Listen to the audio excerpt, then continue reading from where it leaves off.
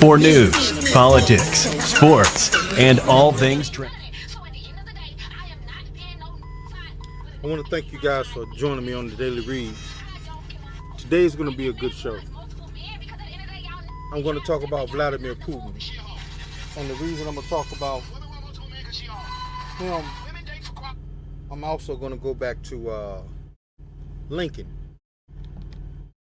Because over time, a lot of things change in the history books about what was written, and it needs to be understood. We're also going to talk about black Jews, because they recently have started sending a lot of Jews back to Israel, but they was denying the black Jews in Ethiopia. And we all know that Ethiopia has the oldest Bible on the planet. But we're going to get into this. We're going to start the show off right. The Daily Read, your source for news, politics, sports, and all things trending. Here's your host, Marcus Gentry. Abraham Lincoln, who was the President of the United States from 1861 to 1865, no doubt has his name in the history books for his crucial role in ending slavery in the country. The story goes that Lincoln stepped into the presidency at a time when the storm clouds of conflict were gathering. The United States was torn between North and South, with the deep chasm of slavery at its core. Now, the reason I'm starting this off with Lincoln is because I love history. I love seeing the patterns in how people moved back then, how people move today. And the reason I brought up Lincoln is because he saw the patterns too. He went to Europe and was asking about allies to fight against the South. And of course, the Europeans got rid of slavery years before America did. They told him to free the slaves. Lincoln didn't care nothing about black people being in slavery. He did not. He did that because of the war. We finna get into it. It's some interesting stuff. The southern states clung to the institution of slavery, upon which their economies and ways of life were built. The North, however, increasingly saw slavery as a moral wrong that needed to be abolished. This fundamental disagreement sparked the flames of the Civil War. In the midst of this tumultuous period, Lincoln, with his tall, lanky frame and a face marked by the burdens of leadership, saw an opportunity to change the course of history. On the first day of January 1863, in the war's grim shadow, he issued the Emancipation Proclamation. This historic document didn't immediately free all slaves, but declared that slaves in the Confederate States were to be set free. It was a beacon of hope, a promise of a better future, but its Listen to what he said. The slaves in the Confederate States were supposed to be set free. He didn't say anything about the Union States. light could only reach so far. The proclamation applied only to territories still in rebellion, places beyond Lincoln's immediate control. Yet, this act was a masterstroke. It transformed the Civil War from a battle over Union to a profound struggle for freedom. Black men, once bound by chains, now took up arms to fight for the Union, their freedom, and the freedom of their brethren still in bondage. They fought bravely, believing in the cause and in the promise of a nation where all men could truly be free. The war raged on, and with each Union victory, the Emancipation Proclamation freed more slaves. The march towards freedom was slow and fraught with hardship, but it was unrelenting. Then, in the twilight of the war and Lincoln's own life, a new dawn broke. The 13th Amendment to the United States Constitution was passed, abolishing slavery forever. Today, Abraham Lincoln is remembered as the president who took bold steps to end slavery and ensure freedom for all slaves in America. While the act was right by all means, the truth behind it is shocking. Lincoln didn't free black slaves because he believed they deserved to be free, or because he believed they were equal to whites. In fact, Lincoln didn't free black slaves because he believed in black freedom. The shocking revelations in this video go to prove that history can sometimes not reveal the whole truth. Did Abraham Lincoln truly care about black people, or did he see them as a means to an end? Were they just pawns in his war to keep the United States from falling apart? Welcome. And that's why I played this first, because I wanted you to see exactly who this person is. He was a Republican. I said this 2 years ago, that the Democrats back then, they were the type that would stand on your neck. They didn't like you, they didn't want you around. But the Republicans back then, they were racist too. They were the type of racists that as long as you stayed in your area, they're not gonna mess with you. It's a difference. And that's what Lincoln was. He was one of those racists. You know, as long as you stay over there, have your own economy, we ain't gonna mess with you. And this goes back to escaping the matrix, the feminist matrix. I played Lincoln for a reason. When you have somebody in bondage in a country and a war breaks out, what happens is the people that's in bondage will be able to fight for their freedom and try to destroy you while you sleep. But if you free the people that you have in bondage, that's one less enemy you got to worry about. Let's get back to it. Group. A month later, the Navy's Marcia C. Day carried the 350 surviving immigrants back to America, arriving in Alexandria, Virginia on March 20th. Also in March, Lincoln signed a bill withdrawing the $600,000 appropriated for colonization, of which the administration had spent only about $38,000.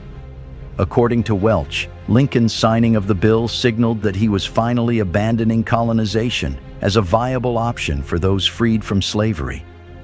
Following his reversal of the Ile La Vache venture, Lincoln not only remained silent on the failed Haitian colony, but also never issued another public statement concerning colonization, Welch wrote. Instead, Lincoln began exploring ways to integrate those he had freed into a post-emancipation society. While Ile La Vache was a disastrous failure that led to the deaths of many African Americans, the end of colonization as government policy, with the affair heart and many African Americans who had opposed immigrating to another country. The backlash from black leaders and abolitionists against Lincoln's colonization plans was justified and necessary. Like I said, there's a reason that I picked this video out first. Lincoln did what he did as a means to an end, which leads up into the last part of this show, which we're talking about Vladimir Putin. The man is a genius. He's a mastermind. He's one of those cartoon character masterminds, but he's a mastermind nonetheless. When I seen that on TikTok, when I saw him open up that vault and bring out those black pictures of Jesus and some of his disciples and other famous people in history, I already knew he's trying to cause division and confusion in America. It's a means to an end. Because now you're going to have a certain population of minorities think he's cool and righteous and go trying to vote for Donald Trump because they know Donald Trump likes Vladimir Putin. This is some other world shit. Pay attention. Their anger and opposition highlighted the hypocrisy of a nation that claimed to value freedom and equality, while simultaneously contemplating the mass expulsion of its black population. The fact that Lincoln eventually dropped public mention of colonization after the preliminary Emancipation Proclamation does not erase the discomforting reality that such ideas were considered at all. It raises questions about the nature of Lincoln's legacy and the true motivations behind his policies. In wrapping up our examination of Abraham Lincoln's perspectives on race and his support for the colonization of African Americans, it's crucial to confront the uncomfortable nuances of his legacy.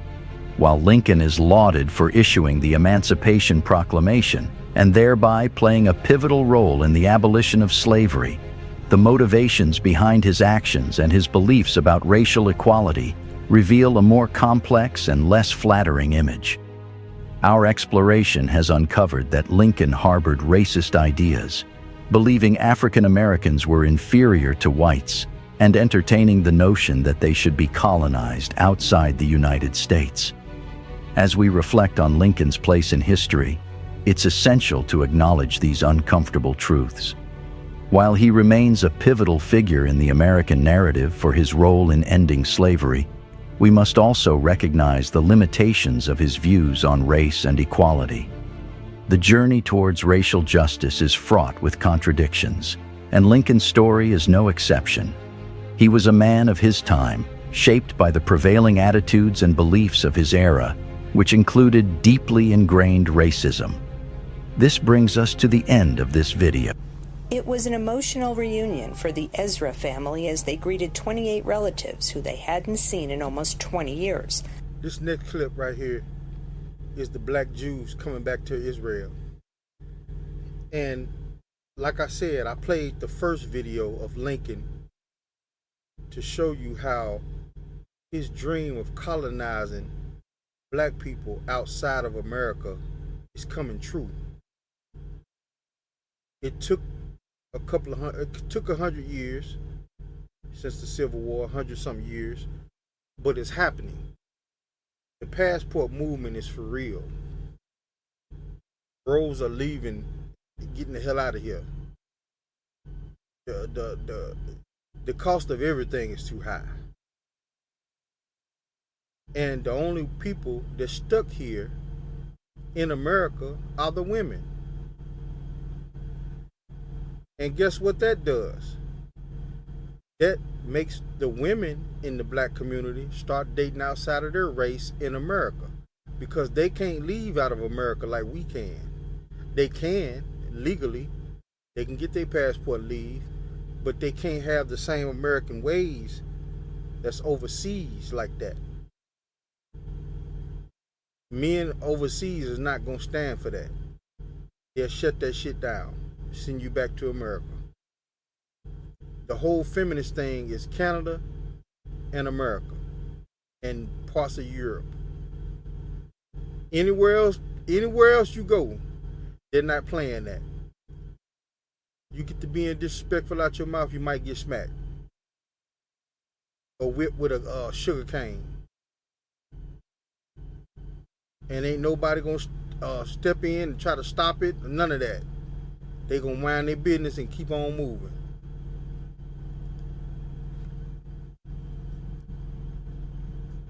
That's not coming from a bitter place. That's just reality.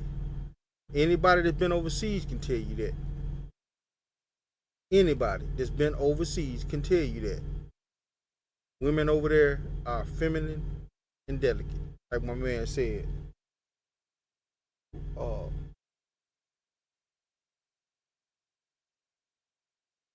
Now we finna lead up into Vladimir Putin.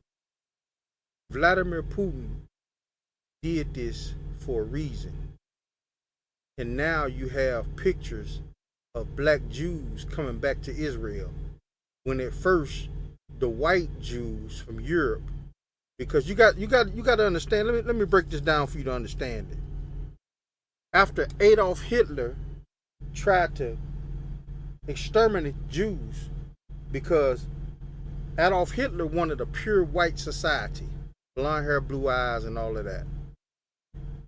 Adolf Hitler knew that real Jews got black in their blood.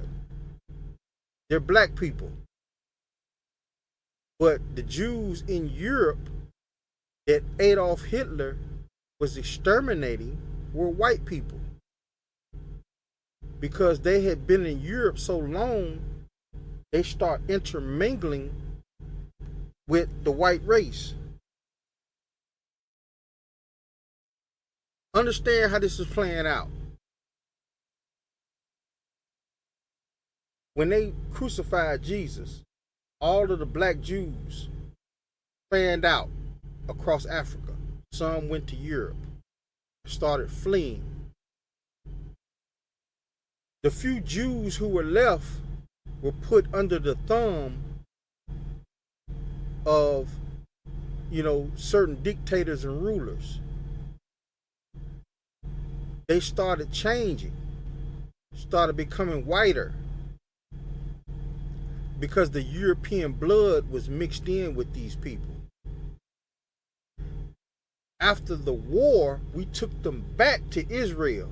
The European Jews, we took them back to Israel. They didn't go and get the real black-skinned Jews from Ethiopia and other places. We even got some black Jews here in America fighting to get back and be settled in Israel. So this clip right here is showing they're allowing a few black Jews back into Israel. It's all a master plan. Let's continue on. 5 brothers who had remained behind in Ethiopia arrived in Israel with their families on a special flight organized by the quasi-governmental Jewish agency. I want to thank everyone who helped make this. Look at that woman. She looked like somebody's elementary school teacher. Miss Johnson down the road or something. Look at her. Dream come true and gave us hope. They were welcomed by Israeli Minister of Absorption Pnina Tamano-Shata, herself an Ethiopian immigrant who came to Israel as a child. It is the time that the sky is open and that this pain that I see every day, mothers and fathers that crying here in Israel and children that crying there in Ethiopia, will be stopped. That mission is to bring the last 3,000 Ethiopians with family ties to Israel, many of whom have been waiting decades to join their relatives. Listen what they just said, decades. They've been white Jews in Israel. They've been bringing Jews back to Israel for decades, but they excluded the black people that are Jews. There's a reason Vladimir Putin did what he did. Let's continue on. This latest airlift is being funded by both the Israeli government and American Jewish organizations. Last year, the Israeli government promised to reunite families and rescue Ethiopian Jews from Ethiopia's war. But the escalating war is just one reason for this mission, according to some Israeli analysts. I think it has to do, as so many things do, with internal Israeli politics and those in the coming election. I think that's much more relevant than anything that's happened in Ethiopia recently. Ethiopia's war is centered in the northern Tigray region. Most of the Ethiopian Jews are from Gondar in the nearby region of Amhara. Officials say they are not directly threatened by the war, but it does have an indirect effect. We see the cost of living increasing because of the war and the financial problem that the Olim are facing in Gondar and in Ethiopia, and we are more and more challenged with that cases. But some Ethiopian Israeli activists say that Israel has an obligation to rescue thousands of Jews remaining in the Tigray war zone, even if they are not. Them real Jews right there. The real Jews. Not Benjamin Netanyahu. He's a European Jew. These people right here are Jesus's people. These people right here. Not on the list of those recognized for family reunification. Look at Ukraine. The state of Israel has rescued not only Jews from the war there, but refugees too. I support that as a moral person. But why aren't they bringing the Jews from Tigray to Israel? Israeli officials say they see their mission as helping any Jew in distress, and they will continue these flights from Ethiopia for the next few months. Linda Gradstein for VOA News, Tel Aviv.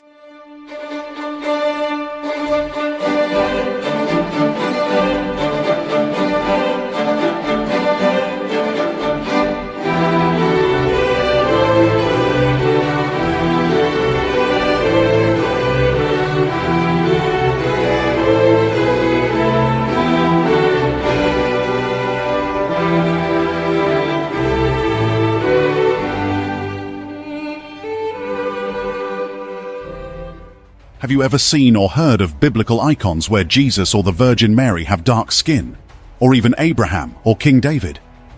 Then look beyond Europe.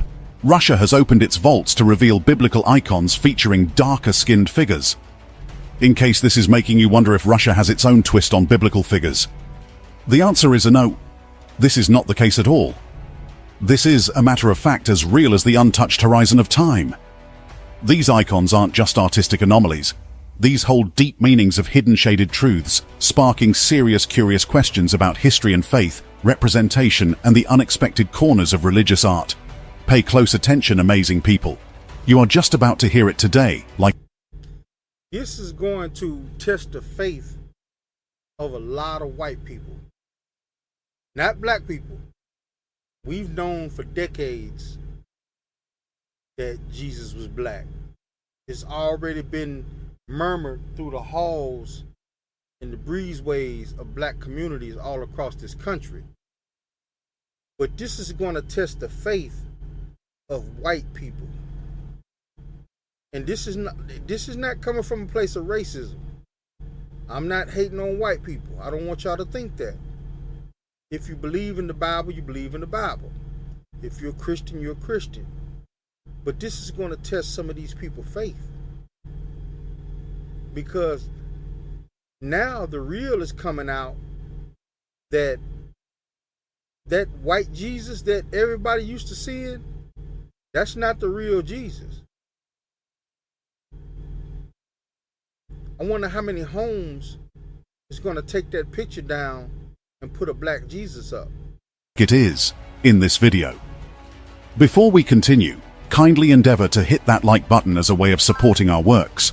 Share with your families and friends to keep spreading our eye-opening black narrative, and subscribe to Stay Put for more, while you help in building the rising membership of this channel.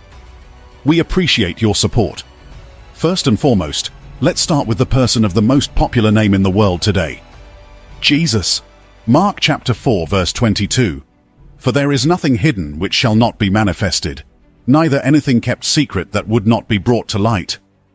For centuries, the most common image of Jesus Christ, at least in Western cultures, has been that of a bearded, fair-skinned man with long, wavy, light brown or blonde hair and often blue eyes. But the Bible doesn't describe Jesus. That is the European version of Jesus. That's the European version of him. And it's amazing. The reason why I say it's amazing is because the Jews that's running Israel are white Jews from Europe. The land that they've taken by killing the Palestinians. Watch what I tell you what they're going to do. They're going to take these black Jews and put them out there in Palestinian lands and say, here, take this land for the people. For the Jews, resettle this land. They've wiped out a large population of Palestinians out there. And now they're going to put these black Jews right there on the front lines. Watch what I tell you. And it's going to be a danger zone. The Palestinians, they're going to come back. Physically. And all the evidence we do have today indicates that he probably looked very well different from how he has long been portrayed. The Good Book offers few clues about Christ's physical appearance. Most of what we know about Jesus comes from the first 4 books of the New Testament, the Gospels of Matthew, Mark, Luke, and John.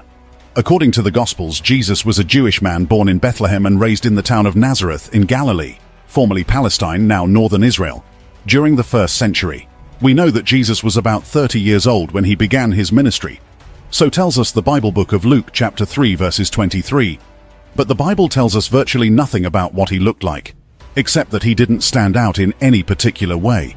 The historical Jesus likely had the brown eyes and skin of other 1st century Jews from Galilee, a region in biblical Israel.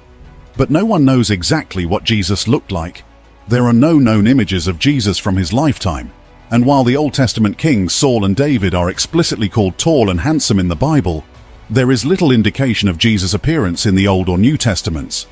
In addition, when Jesus was arrested in the Garden of Gethsemane before the crucifixion, Judas Iscariot had to point Jesus out to his soldiers among the disciples, presumably because they all appeared similar to one another. But the words of the Bible in itself did not hint on the reasons behind their similarities. Whether they were white or black, or why or how they looked too similar, it did not tell. Considering these events, one is made to actually wonder, were these words deliberately expunged from the Bible to hide certain glaring truths, or did the writers of the good book of the Gospel fail to discuss these things? Let me stop that again. This is very important, people. If you go back and look at the Tribune of Nicaea, they took out certain things out of the Bible. A lot of the people in Rome were light-skinned people because Rome is part of Europe. And when they made Christianity what it is today and turned the last emperor into the Pope, the first Pope, I think it was Emperor Constantine II. When they turned him into the first Pope, there were certain things excluded from biblical text. And what he's saying is he wonders if this was one of them. This is some deep stuff. However, the portrayal of Jesus as a white European man has come under renewed scrutiny during this period of introspection over the legacy of racism in society, and over the actuality of truth. One of the major factors of this renewed scrutiny happens to come with the buzzing news concerning certain storming revelations from Russia. For some time now, the recentness of this event has got everyone talking in wonderment. Russian President Vladimir Putin has decided to move one of Russia's holiest icons from a museum to a Moscow cathedral. This arises a debate around Putin's growing reliance on the church. Emphasizing on the... This is a means to an end. That's the reason why I played President Lincoln's, bio at the first of this video. Freeing the slaves was a means to an end. If you notice a pattern here, a lot of these world leaders are geniuses. They're geniuses. In order to move an economy, and this is why I think Joe Biden is doing so well. He's been in Congress for so long. That's not saying he's an intelligent man. That's not saying he's perfect. I'm not saying that. That's not saying he doesn't have a bigoted past. I'm not saying that. What I'm saying is, in order to move an economy, millions of dollars, factories, oil, gold, silver, the stock market, jobs. In order to move all that stuff and keep everything flowing, you got to have a deep knowledge of this stuff. And Joseph Biden has it. Regardless of whether people don't like him or not, he has it. Compared to Donald Trump, who's a businessman, a failed businessman. This is the crazy part about that. Everything he touched, he ruins it. Everything. And Vladimir Putin is just like Lincoln. What he's doing is a means to an end. This is a play to cause confusion and chaos in American society. You're going to have black people out here thinking that this man is just the coolest shit on earth to bring out black Jesus. and tell all his people that he's worshiping, that they're worshiping, if they're Christian, black Jesus. This is powerful. This is psychological warfare. I had some people try to put psychological warfare on me. It didn't work. They lame for that. That's what this is. This is psychological warfare. Because, number one, like I said, it's going to cause the black population, it's going to cause the black population to like or love Putin. And it's going to cause a lot of doubt about religion in a lot of the white population. It's going to cause confusion. And that's what he wants. He's not worried about his country. He's worried about money going to Ukraine. And he knows if Donald Trump gets elected, Ukraine might get overran. Ukraine might might not be a country anymore. It might be a part of Russia if Donald Trump gets back in the presidency. This is a powerful move. He's a genius. It's what you call a master stroke. Let's get back into it. Importance of the holy icon, Putin ordered Andrei Rublev's Trinity be transferred to the Russian Orthodox Church from Moscow's Tretyakov Gallery for a year. The relocation of Russia's most well-known icon highlights how closely the war has intertwined politics and religion. The icon depicts the Oak of Mamre, where the three angels visited Abraham in the book of Genesis. Did you notice anything about these icons on display? They are all black. Icons dating back to the 14th century, brought together from private collections across Russia. Rare and strongly challenging masterpieces, most of which were destroyed during the Soviet era. It's very beautiful. It gives you goose pimples. It's a remarkable exhibition. It's an exhibition which feeds the senses. Everything is so grey outside at the moment, and here suddenly it's a feast for the eyes. Now, I wonder how much of the population, now I'm talking about white people, how much of the population is going to lay down Christianity? Because the far right is something not to be played with. They're very Christian-based religious people. And this is going to challenge a lot of those people's beliefs.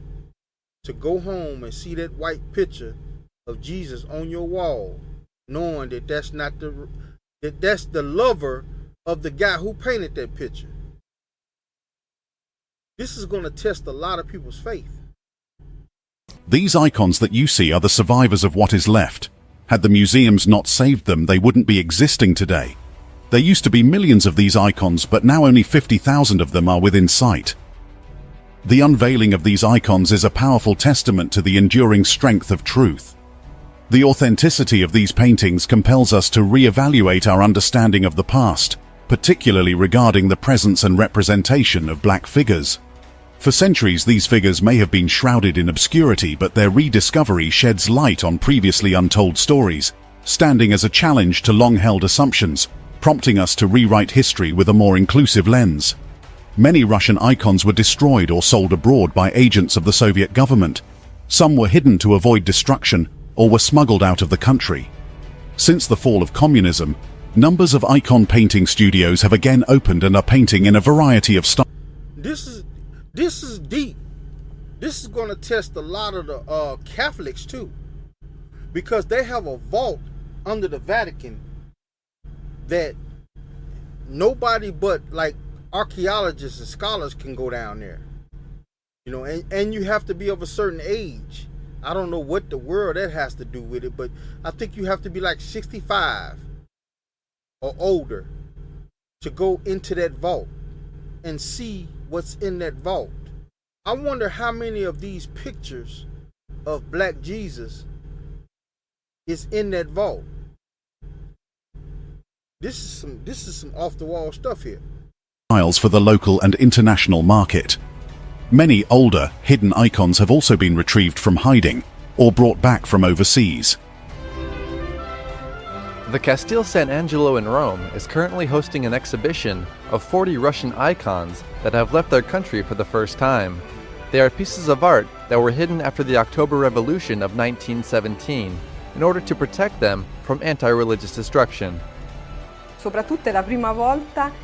the first time that a large number of Russian icons have come here to Italy. In addition, here are a dozen examples that have never before been moved. They appear for the first time in our catalog. Anti-religious movement. Now, why would they destroy a black painting of a religious person? Anti-religious movement. How does that even start? Icons are usually painted on wood and meant to represent saints or sacred elements. The Orthodox tradition considers them as if they were the gospel, inspirations of God through the hand of the artist. Their deep symbolism is reflected from the meaning of icon as a representation or vision from another world. The wood evokes the Holy Cross through its gold background, divine light, and the cloth attached to the wood evokes the cloth that covered the body of Jesus Christ. Without a doubt, they have a great importance and a fundamental recognition in Russia, because the icons represent for Russia what the pyramids represent for Egypt, or the temples to the Greeks. The exhibition shows icons ranging from the 15th century until the early 20th century. It's a rare opportunity to see the religious soul of Russia through its... There's been so much debate going on around the world of late, bestirred by the unveiling of these black biblical icons. Some tend to think that the icons had blackened over time due to age, while others say that the blackness of the icons has nothing to do with age but are a measure of accuracy meant to depict the actual color of the skins of the people painted. Because they were black people, says Robert Rubin. Why didn't their clothes change to black in those paintings or all of the paintings? The true Israelis were black-skinned people, not white. Likewise, the ancient Egyptians. The Reshet structure in Mauritania is also the location of Atlantis. Russians did not change their paintings just as other countries did. They simply kept the true paintings and iconography. Look up ancient maps and you will see that the Kingdom of Judah was later located in West Africa. The Jewish nation was destroyed by Titus. Millions of Jews fled into Africa. They ended up in the west of Africa. From there they were sold as slaves to almost every part of the world. Do you think the hatred for black people is just normal or a coincidence? No. It was because they, Israelis, did not keep the commandments of God. Moses informed them of the blessings and curses, as we can see in the Bible book of Deuteronomy. God told them they will lose that land to people whom they did not know if they disobey him. The hatred for the black children of Ham and Shem is because the children of Shem have mixed up with the children of Ham. They are both black-skinned. The prime target of this hate is actually the children of Shem. Shem is being punished for his disobedience to his God. I'm gonna stop it right there. Now, understand understand what this man is saying. Okay? This is some deep stuff. This man, and you gotta excuse me, my light's out. But this man is saying basically that Ham and Shem, when they fled from Israel, the black-skinned Jews, they started interbreeding with Southern Africans. That does not mean that you black people here in America, like me, is Jewish. We are not Jewish. Most of the African slaves were from Southern Africa. I'm going to say that again for the people in the cheap seats. Most of the African slaves that came across here on them boats, the African slaves that survived, were from Southern Africa. They were not Moors. Moors was from the northern part of Africa. Moors were slavers. They were not Moors. We were not Jewish. None of that. We were not Egyptian. You see a lot of people trying to put ankhs all on their body and big hoop earrings. We were none of that. We were Southern Bushmen. That's where most of the slaves in America came from. Most of them. Not all of them, but most of them. But now that they're bringing black Jews back to Jerusalem, it's finna be a problem. Because a lot of the white Jews from Europe that we put there, they don't want them people around. It's crazy. It's finna get serious. Another insightful one from Johnson here says, because black people were the people in the Bible that the Americans turned white when they told the stories to us. But Russians didn't get the memo. They went off for real history. Songs of Solomon. Chapter 1 verse 5. Revelations chapter 1 verse 15. Go check it out. It's in the text. It's not because of a candle or anything else these people are talking about. In that case, the whole picture would be black, not just the face and the hands. They are meant to be black because they were black people. This great USA is also a great deceiver, and so many people inherit the wrong lesson from their great-grandparents and their parents, to the point where it's so deep that the lie is made true when the real answer is really just right there. But you never look, because why would you? The Russian unveilings didn't stop there. Russia continues with its biblical historical revelations, with President Putin at the foremost front, championing the course. Russia has opened its cellars to reveal remarkable paintings of Jesus dating back to the 1400s. By Father Vladmir Ivanov. This is a book that is highly coveted by different circles because it has the black icons. It has the history of black people in places like Russia and Italy. Now, this is what I mean when I say, Vladimir Putin is just like Lincoln. This is what I mean. The reason why I played Lincoln, because I want you to see how this is a means to an end. Vladimir Putin has something up his sleeve, just like Abraham Lincoln has something up his sleeve. It wasn't because he liked black people. It wasn't because he felt bad about black people being enslaved. He wanted to stop the South, because the South could have pumped out black soldiers to fight for them year after year after year and wore the North down. But once he says something about freedom, now the South, the Confederates, got a problem. They got potential enemies in their house. They got to get rid of these people or something. Because you turn a slave free, he's going to rise up against his masters. And they didn't want that. Vladimir Putin, this is a master stroke. And I'm still trying to figure out the pattern. Something's coming. I don't know if it's this election or the next election, but something's coming.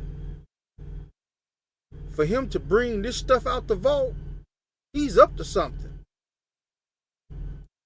Prominent conservative figures.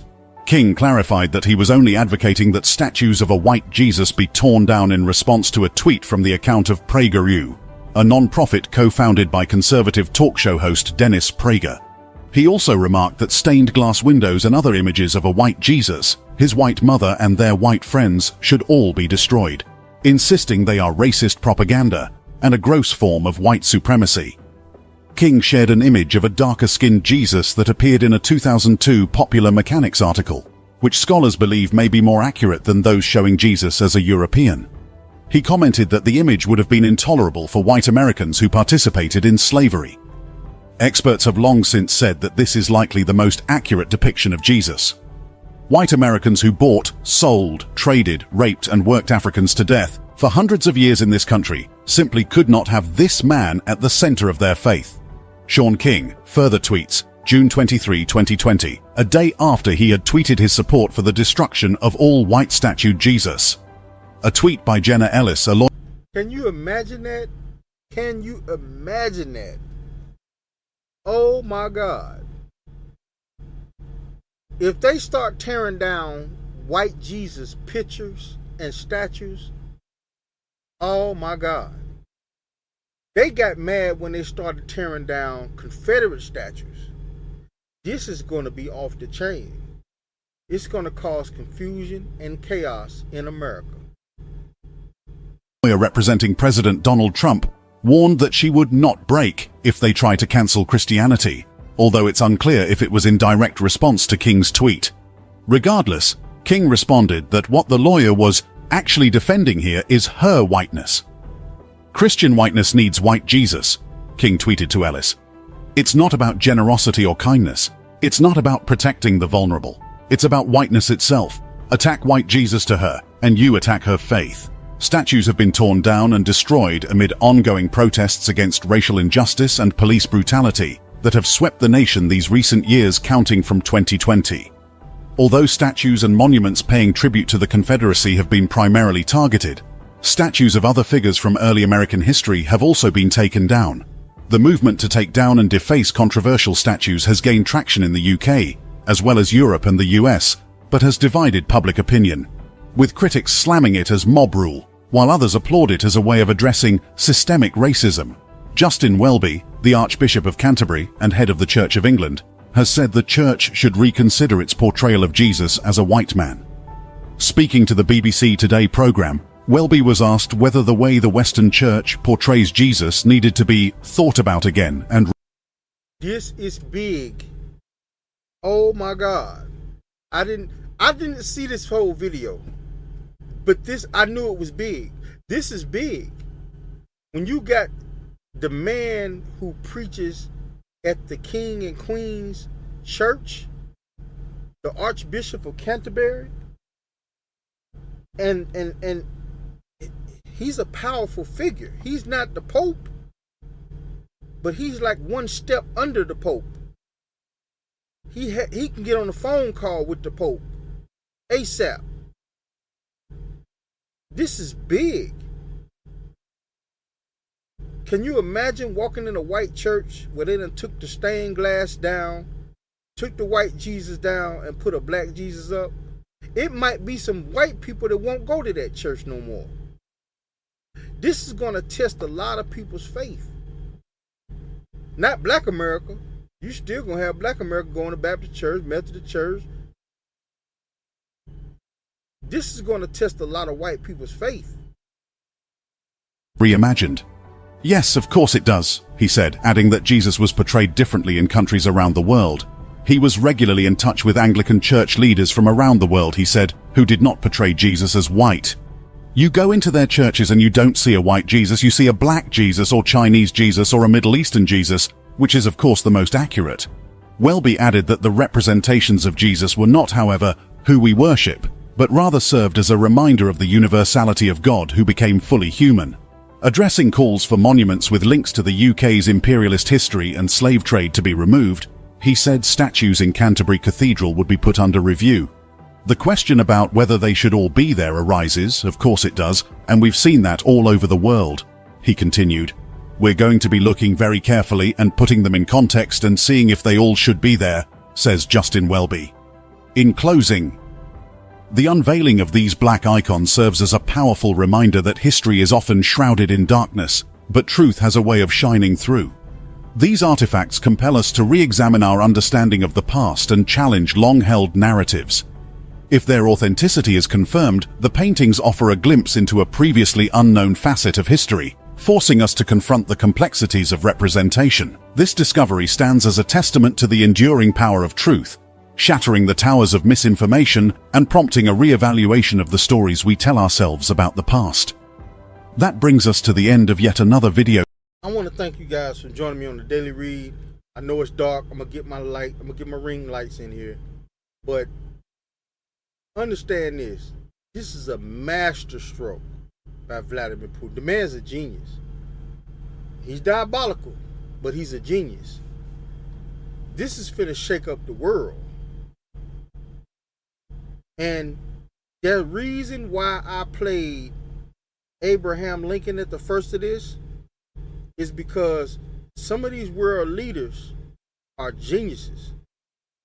They look at the big picture.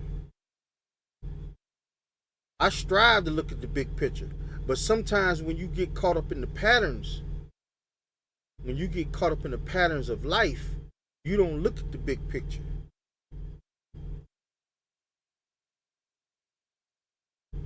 This is a manipulation move by Vladimir Putin for votes.